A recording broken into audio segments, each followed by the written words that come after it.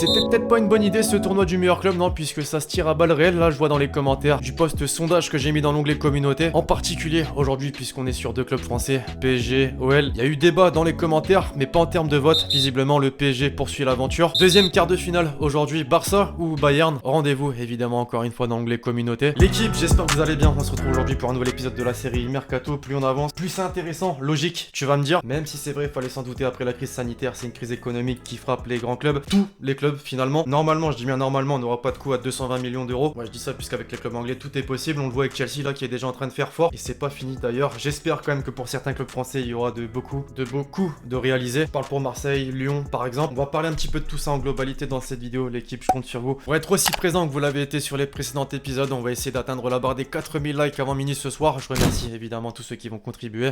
On entre dans le vif du sujet. Désormais l'équipe en France du côté de l'Olympique Lyonnais. Il n'y a pas que sur la scène médiatique française que Jean-Michel Aulas sait se faire entendre. Après avoir tenté tant bien que mal de convaincre la LFP de reprendre la saison, en vain, le patron de l'OL évoque désormais le 8ème de finale de la Ligue des Champions à venir au mois d'août, mais aussi le mercato. À ce sujet, dans un entretien accordé à la Gazzetta dello Sport ce mardi, il a fait le point sur le dossier d'Aouar. Je cite, pour plaisanter, j'ai toujours dit que ce serait pas mal de faire affaire avec la Juve, mais je ne pense pas que la Juve soit la priorité d'Aouar. Ensuite, il a fait un appel du pied à un certain Blaise Matuidi. Je cite, Matuidi est un leader positif qui incarne la technique et l'expérience. Nous avons essayé de le recruter l'été dernier. Par les temps qui courent, le mercato sera dur pour tout le monde, mais si Blaise revoit ses exigences et que la Juve le libère, il pourrait être un renfort formidable pour nous. Le message est donc passé, affaire à suivre. Dans la capitale, désormais, Cavani et Meunier ne feront pas partie du groupe parisien pour jouer la suite de la Ligue des Champions. Les deux n'étaient donc pas présents hier lors de la reprise de l'entraînement et travaillent donc activement pour leur avenir. Le premier cité n'a pas encore fait son choix quant au second. Selon les informations de Bild ou encore de Sky, le latéral belge a signé un contrat de 4 ans avec le Borussia Dortmund. Comme pressenti, il va rejoindre la Bundesliga plutôt que prévu donc, mais parisien. Un mot pour décrire son parcours depuis son arrivée. Sur le côté des arrivées, tiens, justement, Lucas Hernandez, déjà lié au club la semaine dernière, ferait pression en coulisses pour rejoindre le PSG. Selon Foot Mercato, le champion du monde songerait clairement à quitter la Bavière dès cet été, un an après son arrivée pour 80 millions d'euros. Même plus, certains joueurs de l'effectif parisien feraient le pressing en privé auprès du joueur pour qu'il vienne. Un accord avec les dirigeants serait tout proche. Reste donc à convaincre l'écurie allemande qui n'attend pas moins de 80 millions d'euros pour le laisser filer, soit le prix auquel il a été acheté. Patience donc pour le moment. En Allemagne maintenant, si l'arrivée libre de Thomas Meunier est déjà un bon recrutement pour les jeunes et noirs, un deuxième serait tout proche de voir le jour. À en croire ESPN, le prometteur milieu de terrain anglais de Birmingham City, Jude Bellingham, qui fêtera d'ailleurs ses 17 ans le 29 juin prochain, serait en passe de signer contre 22 millions d'euros. Le club anglais aurait donné son feu vert. L'officialisation, quant à elle, devrait se faire dans les prochains jours. Alors n'ayant pas suivi la Championship cette saison, comme très rarement, je vais pas vous mentir, ceux qui ont eu l'occasion, dites un peu ce qu'il vaut réellement dans les commentaires. Outre-Manche, les Blues de Chelsea comptent décidément faire les choses en grand cet été. Après la signature d'Hakim Ziyech lors du mercato hivernal, celle de Timo Werner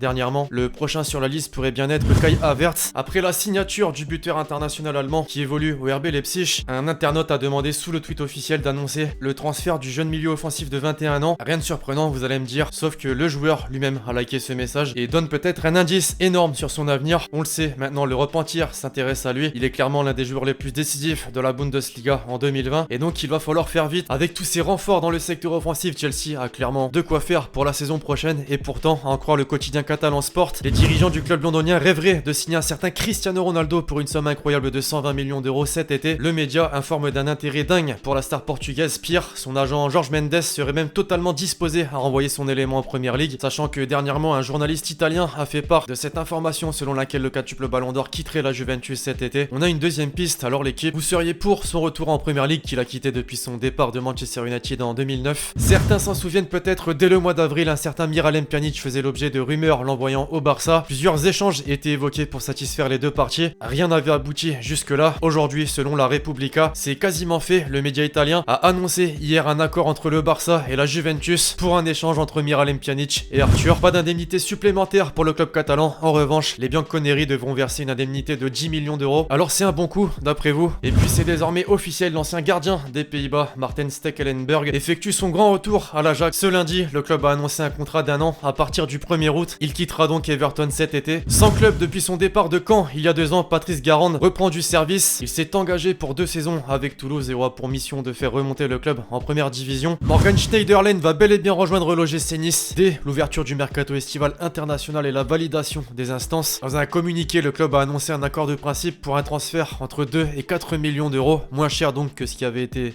avancé. Enfin, pour conclure, l'Atalanta Bergame a levé l'option d'achat de 15 millions d'euros incluse dans le prêt de Mario Pasalic. Le Croate qui appartenait à Chelsea sort de 2 belles saisons avec l'écurie italienne. Il poursuivra donc l'aventure. Bref, voilà l'équipe, c'est tout pour l'épisode Mercato du jour. J'espère vraiment que vous l'avez kiffé. Je compte sur vous si c'est le cas pour lâcher le gros pouce bleu. Donnez-moi votre avis dans les commentaires sur tous les transferts probables et les transferts officiels qu'on a pu citer dans cette vidéo. Puis d'ici là, on se retrouve très vite sur la chaîne pour de nouvelles vidéos. C'était Lexchi. Ciao.